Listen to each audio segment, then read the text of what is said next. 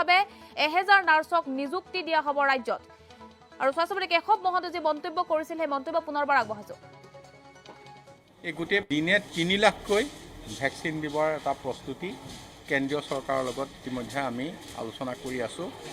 চূড়ান্ত ৰূপ পাব 2 দিনৰ ভিতৰত আৰু চূড়ান্ত ৰূপ পালে আমি তৎকালীনভাৱে 1000 নতুন নাৰ্ছ আমি এপইণ্টমেণ্ট দিম আৰু তাৰপিছত অন্যান্য আমাৰ যিখিনি ডাক্তৰ বা পেৰামেডিকেল ষ্টাফ আছে এইখিনি আমাৰ যিখিনি আছে সেইখিনিৰ পৰা আমি হ'ব বুলি ভাবিছোঁ আৰু প্ৰয়োজন হ'লে আমি প্ৰাইভেট নাৰ্ছিং হোমত কৰি থকা নাৰ্ছকো অস্থায়ীভাৱে আমি ইয়াত হয়তো কামত নিয়োগ কৰিবলৈ বিচাৰিম।